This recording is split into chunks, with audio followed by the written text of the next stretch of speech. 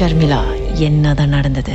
Okay, this one எப்படி சொல்றது, எனக்குன்னு ஒரு ட்ரீம் வரும். எனக்கு ஆக்சுவலி எனக்கு வந்து ஒரு 10 வயசுல ஸ்டார்ட் பண்ணுச்சு. எப்படின்னா, இஃப் ஐ ட்ரீம் சம்திங், அது ஒரு ஃபியூ டேஸ் பிறகு அந்த மாதிரி கண்டிப்பா அது வந்து அது நடந்த அந்த ட்ரீம் பண்ண மாதிரி நடக்காட்டி கூட கொஞ்சமாச்சும் அந்த மாதிரி நடக்கும். எப்படின்னா 10 வயசுல வந்து எப்படின்னா என்னோட ரிலேட்டிவோட கல்யாணம் வைக்க போகுதுன்னு ஒரு ட்ரீம் பண்ணேன். பார்த்தா விதின் ஃபியூ மந்த்ஸ்ல அவங்களோட கல்யாணம் உண்மையிலே நின்றுச்சு. அப்புறம் 12 வயசுல வந்து என்னன்னாக்கா லைக் என்னோட ஸ்கூல் அஸ்ராமா புண்ணு ஸ்கூலுக்கு நான் அப்ளை பண்ணிருந்தேன். ஸோ யாரும் ஒரு வேஷ்டி சட்டை போட்டு வந்து ஒருத்தர் சொல்றாரு, but I cannot see his face. He's telling that எனக்கு அந்த ஸ்கூல் கிடைக்காது அப்படின்னு. பார்த்தா எனக்கு ஒரு 2 weeks இந்த லெட்டர் வருது saying that துக்க சித்த டி மாலும்கான்னு சொல்லிட்டு எனக்கு அந்த ஸ்கூல் கிடைக்கல. அதுல ஒரு 13 years old நினைக்கிறேன், 13 years old 14 years old இருக்கும். அந்த டைம் என்னன்னாக்கா ஐ ட்ரீம் தட் என்னோட கிராண்ட் மதர் செத்துட்டாங்கன்னு சொல்லிட்டு ட்ரீம் பண்ணேன். அந்த டைம் வந்து Sunday 3 o'clock midnight. And then நான் வந்து எங்க பேரண்ட்ஸோட கதவு தட்டி நான் அழுவுறேன் எங்க அம்மா கிட்ட, இந்த மாதிரி அம்மா பாட்டி இறந்துட்டாங்கன்னு. எங்க அம்மா இந்த ஓவியம் அற விட்டாங்க. ஐயோ, எனக்கு பாட்டி உயிரோட தான் இருக்காங்க, நீ என்ன தூக்கத்துல என்ன வளரியா சட்டுக்கு பாடினாங்க. தேவையில்லாம ஒரு அற வாங்கினதுதான் மிச்சம். Yeah, but then can you imagine, Geeta, the same timing, 3 o'clock morning, the next day, Monday, my mother waking me up, saying that party passed away. ஐயோ, can you imagine? Yeah, so it's like அந்த மாதிரி நடந்துகிட்டு இருக்கப்ப, so நான் பாட்டி இறந்து ஒரு 1 year பிறகு நான் என்ன கனவு கண்டேன்னா, லைக் எப்படின்னா what you call பாட்டி வந்து ஒரு பொனப்பெட்டியில படுத்திருக்காங்க. ஸோ பொனப்பெட்டியில படுத்து like you know my some of my relatives, I don't want to mention love அது. ஸோ அவங்க வந்து லைக் தண்ணி மாதிரி தெரிக்கிறாங்க. பாட்டி வந்து கண்ட்ரோல் பண்ணிக்கிட்டு அவங்களோட மூச்சை கண்ட்ரோல் பண்ணிக்கிட்டு அப்படியே அந்த பொனப்பெட்டியில படுத்திருக்காங்க. அந்த மாதிரி நான் ஒரு கனவு கழிவு எனக்கு உடம்பு. ஸோ அதுல வந்து நானும் I don't tell you, so குறைய பிகாஸ் ஒரே ஒரு அறை வாங்கிட்டேன். ஸோ திருப்பி சொன்னா பிரச்சனை வரும்னு சொல்லிட்டு நான் விட்டுட்டேன் நான். ஆனா அந்த டைம்ல என்ன ஆச்சுன்னா, அந்த டைம் தீபாவளி டைம் வந்து ஒரு ஃபியூ மந்த்ஸ் பிறகு தீபாவளி நாங்க வீட்டுக்கு போயிருந்தோம். வீட்டுக்கு போயிட்டோன்னு என்ன ஆச்சுன்னா, திஸ் ஒன் இசையா ஒரு 4 o'clock கிட்ட இருக்கும், ஒரு 3-4 o'clock இருக்கும். எங்க பாட்டி வீடு வந்து எப்படின்னாக்கா மிமாங் சரியான பெருசு. எப்படின்னா ஹால்லயே வந்து ஒரு 4 குடும்பம் படுக்கலாம் அந்த மாதிரி. ஸோ டைனிங் ஹால்லயே வந்து ஒரு 10 பேர் படுத்திருப்பாங்க. ஸோ தீபாவளின்னு வந்தாலே மிமாங் எல்லாமே அங்க அப்படி டேரக்டா போட்டுரும் ஒரு 3 days அந்த மாதிரி. Can you imagine? I was sleeping living roomல படுத்துட்டு, I was sleeping there. My mother was beside me. ஆனா அந்த டைம்ல வந்து எனக்கு ஒரு 15 years old இருக்கும். ஸோ அப்ப என்னோட கசன் பிரதர் வந்து சைபர் கேஃபே பாத்துக்கிட்டு இருந்தாங்க. So he came back. Before he comes back, I tell you என்னன்னாக்கா கொல்லக்கதுல யாரோ லைக் ஜாமா உருட்டுனா சத்தம் கேட்காது, அந்த மாதிரி சத்தம் கேட்டுச்சு. பட் ஆக்சுவலி அந்த நைட் ஃபுல்லா என்னால தூங்கவே முடியல. மணி ஒரு 3-4 ஆச்சு. ஸோ நான் எக்கி பார்த்தாக்கா ஐ குட் see அந்த டைனிங் ஹால்ல என்னோட கசன்ஸ் எல்லாம் படுத்திருக்கிறத நான் பார்க்க முடியும். ஆனா at the same time I could see அந்த கிச்சன்ல இருந்து அந்த பாத்ரூம் கிட்ட நான் பார்க்க முடியும். அது வரைக்கும் நான் பார்க்க முடியும்ல.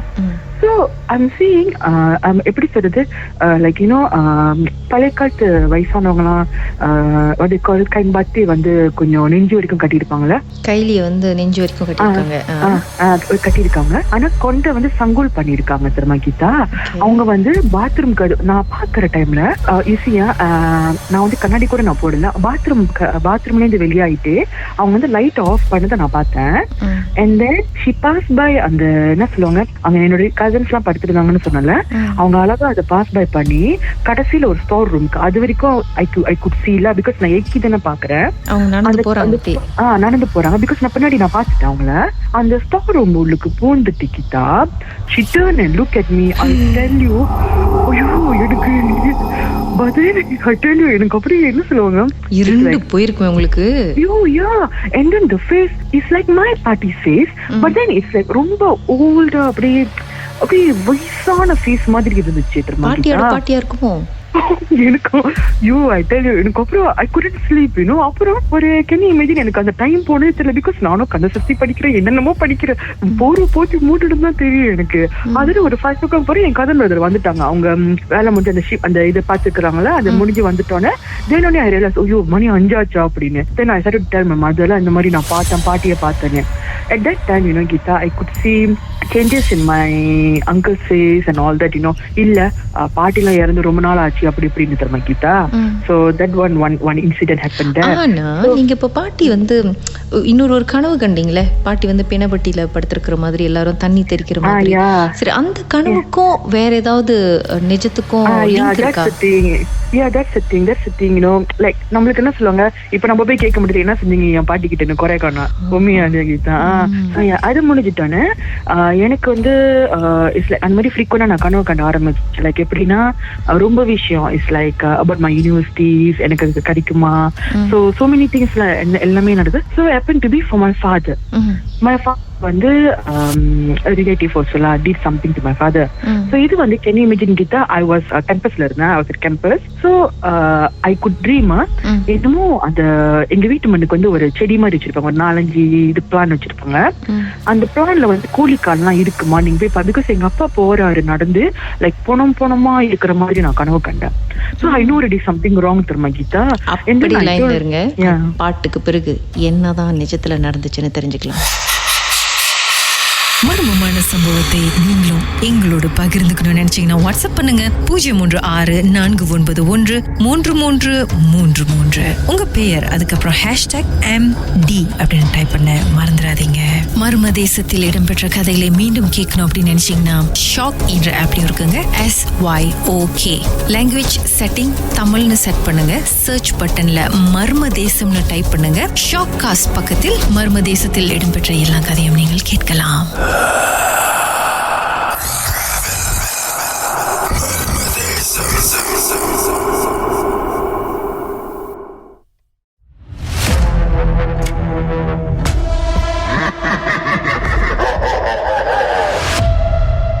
மர்ம தேசத்தில் அவங்க வாழ்க்கையில நடந்த சம்பவத்தை நம்மோடு பகிர்ந்துட்டு இருக்கிறாங்க. இவங்களுக்கு வந்து இவங்க கனவு கண்டதெல்லாம் வந்து நிஜமாகுது. நிறைய விஷயம் வந்து இவங்க என்னெல்லாம் கனவு கண்டுறாங்களோ பார்த்தாக்கா மறுநாள் அல்லது சில நாட்களுக்கு பிறகு அது நிஜமாகுது. பாட்டி இறந்து போற மாதிரி கனவு கண்டாங்க, பார்த்தா நிஜத்திலே பாட்டி இறந்து போயிட்டாங்க. இந்த மாதிரி நிறைய விஷயங்கள் நடந்திருக்கு. அது மட்டும் இல்லாம பாட்டி வந்து நடந்து போறத விடிகாலையில வந்து இவங்க பார்த்துருக்குறாங்க. இறந்து போன பாட்டி கைலி கட்டிக்கிட்டு நடந்து போறத பார்த்துருக்காங்க. பாட்டி மாதிரி இருக்கு, ஆனா பாட்டி மாதிரியும் இல்லாத மாதிரியும் இருக்குன்னு சொன்னாங்க. அதுக்கப்புறம் அப்பாவை பத்தி ஒரு வியர்டான ஒரு கனவு கண்டிருக்காங்க. மரத்துல வந்து நிறைய கோழிக்கால தொங்குது, நிறைய பிணங்கள் இருக்கு. அதுக்கப்புறம் என்ன நடந்துச்சு சொல்லுங்க. Okay, and then what happened, நான் வந்து phone because that time நான் வந்து யூனிவர்சிட்டி படிக்க ஆரம்பிச்சிட்டேன். and then I call my mother because எங்க அம்மாக்கு தெரிஞ்சிருச்சு மேமாங் நான் கனவு கண்டது அந்த மாதிரி மேமாங் பலிக்குது அந்த மாதிரின்னு. so can you imagine, I called my mother and told her. சரி, எங்க அம்மா அப்பா என்கிட்ட எதுவுமே சொல்லல தெரியுமா Geetha. so it's like she hide it because நாங்க படிக்கிறோம் உண்மையா இல்லையா, எனக்கு தெரியும் சொல்லிட்டு எங்ககிட்ட எதுவுமே சொல்லல. so happen to be நாங்க அந்த டைம்ல வந்து நாங்க வந்து செமிஸ்டர் பிரேக் வீட்டுக்கு போனோம். வீட்டுக்கு போயிட்டு என்னன்னாக்கா இந்த மாதிரி அப்பா கிட்ட வந்து என்னமோ இருக்கு சம்திங் லைக் எங்க அம்மா படுத்திருந்தாக்கா எங்க அப்பா பக்கத்துல வந்து ஏதோ ஒரு சம்திங் லைக் ஒரு லேடி முடி நீட்டா லைக் விரல்லாம் நீட்டா நெகம்லாம் நீட்டா அப்படியே ஹாக் பண்ணி படுத்திருக்கோம் எங்க அப்பாவை. ஒரு குருக்கள் தான் எங்க அம்மா கிட்ட சொன்னாங்க என்னன்னாக்கா அவர் வந்து யதார்த்தமா பார்த்திருக்காங்க. என்னன்னாக்கா எங்க அப்பா வந்து கோயிலுக்கு போடுறப்ப அந்த ஒரு ஒயிட் ஒரு மாதிரி உருவம் மாதிரி தள்ளி நிக்குதா. so whenever he enters the temple the thing going out of him and then அவர் கோயில் விட்டு போயிட்டோன்னா அது பட்டு அவரு கிட்ட போயிருது அப்படின்னு குருக்கள் பார்த்திருக்காரு. அவர் வந்து எங்களோட க்ளோஸ் ஃப்ரெண்டோட சன் தான். சோ அவர் அதுக்கப்புறம் சொன்னாரு இந்த மாதிரி இல்ல, இந்த மாதிரி சம்திங் ராங், இந்த மாதிரி மண்டி பூங்கெல்லாம் ஏதாச்சும் பண்ணணும்னு நினைக்கிறேன் அப்படின்னு. அப்பா கொஞ்சம் எப்படின்னா ரொம்ப உடம்பு இழைச்சுக்கிட்டே ரொம்ப அந்த மாதிரி போய்கிட்டே இருந்துச்சு அப்பாக்கு. அந்த ஏதோ ஒரு பெண் உருவம் முடி நீட்டா அவரை கட்டிப்பிடிச்சு படுத்த இல்ல. my mother felt that. அப்பா பாக்கல, அந்த உருவத்தெல்லாம் பாக்கல, அம்மா தான் பாத்துருக்காங்க. அம்மா பாத்துருக்காங்க. ஆனா வந்து எங்க வீட்டுல வந்து அந்த செமிஸ்டர் பிரேக்ல நாங்க போனோன்னு ரொம்ப வியர்டான இது என்னன்னாக்கா என் தங்கச்சி படிச்சுக்கிட்டு இருப்பாங்க அவங்க எக்ஸாமுக்கு, காதுல வந்து என்னமோ ஓதுற மாதிரி. அப்புறம் அந்த பிகாஸ் நாங்க வந்து ரொம்ப வீட்டுல இருக்க மாட்டோம், என்னோட 2 தங்கச்சி மட்டும் தான் இருப்பாங்க. நாங்க வந்து படிச்சுக்கிட்டு இருந்ததுனால அவ்வளோ போக மாட்டோம் because very far from my university. So like semester break அந்த மாதிரி தான் போவோம். ஆனா செமிஸ்டர் பிரேக் போன கீதா செட்டில் எக்ஸ்பீரியன்ஸ் நான் பண்ணேன். என்னன்னாக்கா இட்ஸ் லைக் எப்படி சொல்றது, நான் வந்து வாஷ்ரூம் போயிட்டேன். பிகாஸ் நான் என்னோட டவல் எடுத்துட்டு வர மறந்துட்டேன். and then அந்த டைம்ல வந்து happen to be my father night shift. So என்னோட சிஸ்டர்ஸ் நாங்க எல்லாமே வந்து ரூம்ல படுத்துடுவோம் அப்பா அம்மா கூட ஒன்னா. ஸோ நான் வந்து வாஷ்ரூம்ல குடிச்சுக்கிட்டு இருந்தப்ப நான் கேட்கிறேன் டவல் எடுத்துட்டு வா, என் தங்கச்சி பேரை சொல்லி டவல் எடுத்துட்டு வான்னு ஆன்னு சொன்னிச்சு என் தங்கச்சி திரும்ப கீதா. ஆனா நான் என்னோட டவல் எடுத்துட்டு வரல, எவ்வளவு நேரம் தான் கூப்பிடுதுன்னு சொல்லிட்டு நான் போட்ட சட்டையை திருப்பி போட்டு போயிட்டு நான் எங்க அம்மாட்ட பேசிட்டு இருக்கேன். டவல் எடுத்துட்டு வரேன்னு சொல்லிச்சு, ஒண்ணுதான் எடுத்துட்டு வரல. அவங்க மூஞ்சி பாத்துக்கிறாங்க, யாரு சொன்னா டவல் எடுத்துக்கலாம், இங்க உட்காந்து பேசிக்கிட்டு இருக்காங்கன்னு, நீ கூப்பிட்டதே எங்களுக்கு விளங்கல அப்படின்னு. அந்த மாதிரி ஒரு இன்சிடென்ட். சொன்னது யாரு? நல்ல வேளை அதுவே டவல் எடுத்துட்டு வந்து குடுக்கல. அந்த மாதிரி ரொம்ப பிகாஸ் அது ஆல்ரெடி ஃபாலோவிங் மை ஃபாதர். கொரேகனா ஃபாலோவிங்னா like someone did I think லா. சோ நான் சொன்ன தெரியுமா அந்த கோழிக்கால்லாம் நான் கனவு கண்டனே. The next day I asked my mother to go and check. பார்த்தா அந்த செடியிலாம் அப்படியே உண்மையான கோழிக்கால் அப்படியே புதைச்சு வச்சிருந்தாங்க தெரியுமா கீதா. ஐயோ, until my father used to tell me in case எனக்கு ஏதாச்சும் ஆச்சுன்னா குடும்பத்தெல்லாம் பாத்துக்கும் அப்படின்னு சொல்லிட்டு தெரியுமா கீதா. இட்ஸ் லைக் எனக்கு ரொம்ப மனசே உடஞ்சிருச்சு. அப்புறம் அது மட்டும் இல்ல, the worst experience தெரியுமா கீதா என்னன்னாக்கா, நாங்க வந்து அந்த டைம்ல தான் வந்து நான் சொன்னேன் அந்த ரிலேட்டிவ் எங்களுக்கு எங்க அப்பாவுக்கு இது பண்ணிருந்தாங்கன்னு, அவங்க அப்பதான் வீட்டுக்கு வந்துட்டு போறாங்க. சோ அந்த நைட் வந்து என்னன்னாக்கா உடனடி வாஷிங் மிஷின் வந்து சொந்தமா ஓடுனுச்சு. எங்க அம்மா பட்டுன்னு தட்டா பின்னாடி ஐ மீன் கதவுலாம் அடிச்சுட்டு உள்ளுக்கு வந்தாங்க. நாங்க என்னாச்சுன்னு பார்த்தோம், பார்த்தா வாஷிங் மிஷின் சொந்தமா ஓடுனுச்சு. எங்க அப்பா அந்த டைம் நைட் ஷிஃப்ட் தெரியுமா கீதா. அந்த பிளாக்க பிடிங்கிட்டாங்க அப்படி. அது ஒண்ணு. அப்புறம் நாங்க எல்லாமே ரூம் வீட்டுக்கு வந்துட்டோன்னு ஹால் கிட்ட வந்துட்டோன்னு ரிமோட் கார் கீதா. ஐயோ I tell you because those days remote car அந்த டைம்ல தானே ஃபேமஸா இருந்துச்சு கொரேகனா. சோ அந்த ரிமோட் கார் கீதா பேட்டரி இல்ல கீதா, பேட்டரி மேல இருக்கு கீதா. Remote car going in front coming back. We wanted to call my father because அந்த டைம் லேண்ட்லைன் அம்மா வந்து அப்பா கடிப்பாங்க. சோ போன் அடிக்கிறோம், போன் கார்டு கிடைக்கவே இல்லை. அதுக்கப்புறம் தான் அம்மா அடிச்சாங்க, கிடைச்சிச்சு. இந்த மாதிரி காடிலாம் இது பண்ணுது, வாஷிங் மிஷின்லாம் இதா ஓடுது, வாங்கன்னு சொல்லிட்டு அழுந்தாங்க. தென் my father came, அதோட கொஞ்சம் ஓகே ஆனிச்சு தெரியுமா கீதா. தென் ஆஃப்டர் ஒரு few weeks பிறகுதான் then the gurukal introduced someone la. Then we got to know that எங்க அப்பாக்கு வந்து they did something la, so that my father can die like that. Ayyo, we will never forget that. But then we know la அந்த மாதிரி ஆளு இது பண்ணிருக்காங்க அப்படின்னு. because அது வந்து when they started to do it's like the thing followed him la until this one la. because அந்த டைம்ல ரொம்ப ஆக்சிடென்ட் நடந்துச்சு அவருக்கு, you know Geeta. So certain things நடந்துச்சு. So you see Geeta, okay, why I related to my dream, because you see இதுக்கெல்லாம் வந்து நானும் ஒரு மூல காரணம். பிகாஸ் என்னோட ட்ரீம் பண்ணி தானே நான் சொன்னேன் போய் பாருங்கன்னு. Okay, so that particular person brought me to one temple and they wrote something on my tongue, you know Geeta. அதோட எனக்கு ட்ரீம் போச்சு கீதா. ஆனா அந்த டைம்ல எனக்கு அந்த ஒரு இது வரல, என்னன்னாக்கா ஏன் என் நாக்குல எழுதணும் கொரேகனா. ஆனா அப்ப எழுதுனது கீதா இன்ன வரைக்கும் எனக்கு அந்த ட்ரீம் போச்சு Geetha. No more reading. my father is fine. good அது கேக்குறது very good, he's fine. yeah நிச்சயமா அதெல்லாம் ரொம்ப ஒரு worst moment, ரொம்ப சேலஞ்சிங்கான மோமெண்டா இருந்திருக்கும் உங்க whole ஃபேமிலிக்கே. I tell you, somehow என்னன்னாக்கா why you want to do all this bad stuff உமியா இல்லையா, நம்ம பெரிய மல்டி மில்லியனர் கூட இல்லையோ உமியா. அவங்க செஞ்ச பாவத்துக்கு அவங்களுடைய அந்த கர்மாக்கு அவங்க பதில் சொல்லணும் ஒரு நாளைக்கு. correct.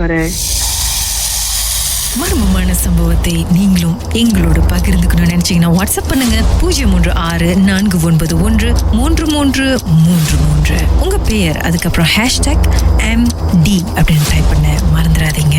மர்ம தேசத்தில் இடம்பெற்ற கதைகளை மீண்டும் கேட்கணும் அப்படின்னு நினைச்சீங்கன்னா ஷாக் என்ற ஆப்லயும் இருக்குங்க.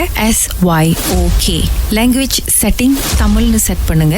சர்ச் பட்டன்ல மர்ம தேசம்னு டைப் பண்ணுங்க. ஷாக் காஸ்ட் பக்கத்தில் மர்ம தேசத்தில் இடம்பெற்ற எல்லா கதையும் நீங்கள் கேட்கலாம்.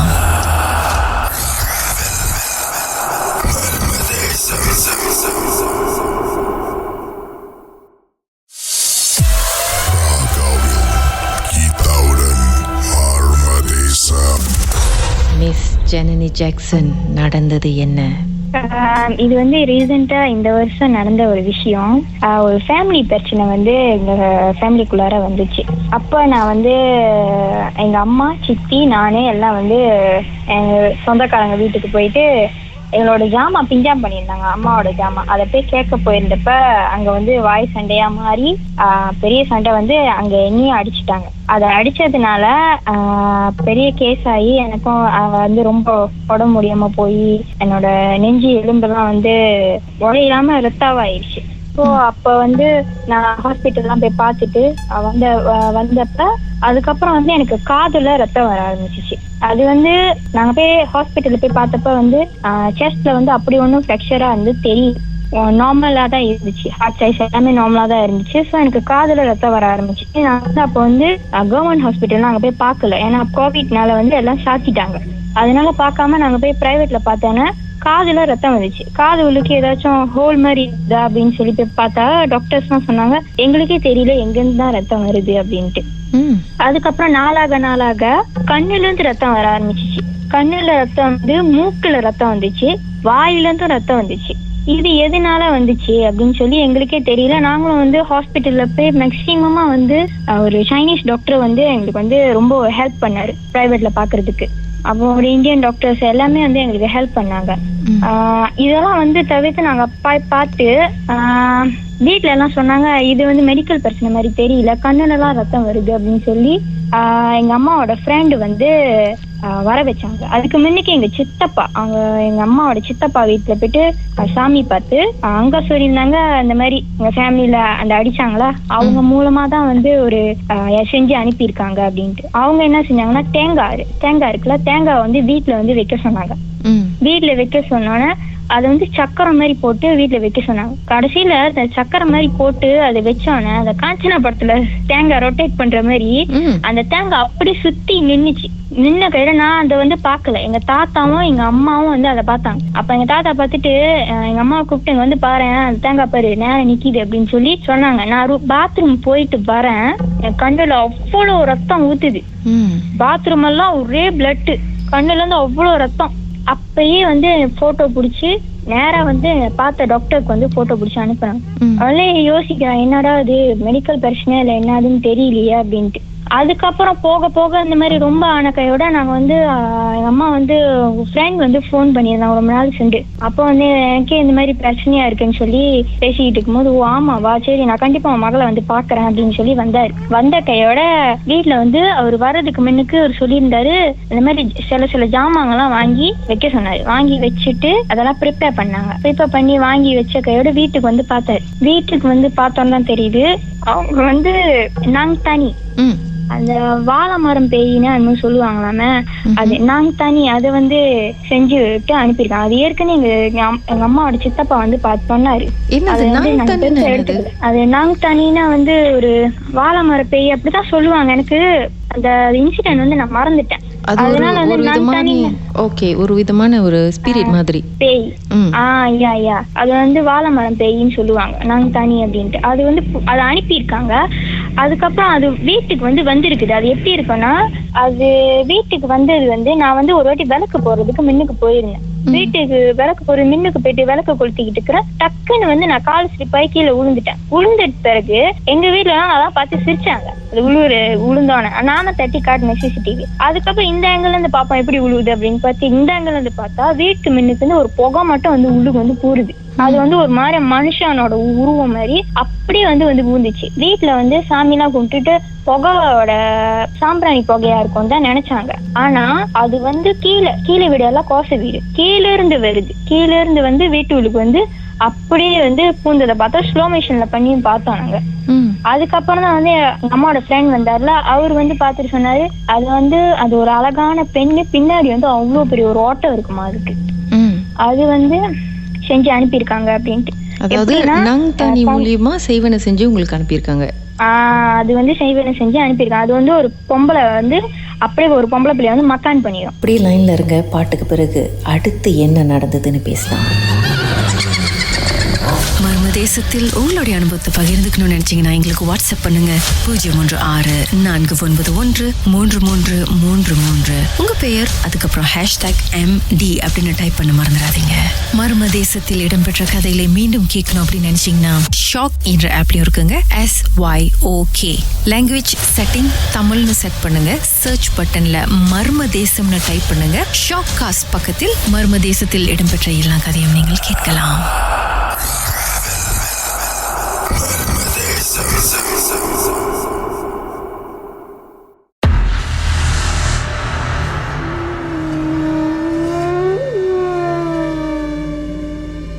நீங்கள் கேட்டுக்கொண்டிருப்பது ராகா கீதாவுடன் மர்மதேசம். மிஸ் ஜனனி ஜாக்சன் இந்த வருஷம் அவங்களுக்கு நடந்த ஒரு சம்பவத்தை நம்மோடு பகிர்ந்துக்கிட்டு இருக்காங்க. ஒரு சம்பவத்துக்கு பிறகு அவங்களுக்கு நிறைய மெடிக்கல் இஷ்யூஸ் வர ஆரம்பிச்சிது. கண்ணுலேருந்து ரத்தம், காதுலேருந்து, மூக்குலேருந்து, வாயிலேருந்து ரத்தம். டாக்டர்ஸை போய் பார்த்துருக்காங்க, ஹாஸ்பிட்டல் எல்லாம் போய் செக் பண்ணியிருக்காங்க. யாருக்குமே கண்டுபிடிக்க முடியல என்ன தான் பிரச்சனை அப்படின்ட்டுன்னு. அதுக்கப்புறம் தான் தெரிஞ்சது இது வந்து ஒரு மெடிக்கல் இஷ்யூ கிடையாது, செய்வனை செஞ்சுருக்காங்க அப்படின்னு சொல்லிட்டு. ஸோ அதுவும் நாங் தானி என்ற ஒரு ஃபீமேல் ஸ்பிரிட் மூலிமா செய்வனை செஞ்சுருக்காங்கன்னு. அதுக்கப்புறம் என்ன நடந்தது சொல்லுங்கள் ஜனனி. அது வந்து செய்வனை செஞ்சு அனுப்பியிருக்கேன். அது வந்து ஒரு பொம்பளை வந்து அப்படியே ஒரு பொம்பளை பிள்ளைய வந்து மக்கான் பண்ணிடும். வீட்டில் வந்து நான் வந்து ஃபர்ஸ்ட் பேபி தலைச்சம்பிள்ளைன்னு சொல்லுவாங்களாமே.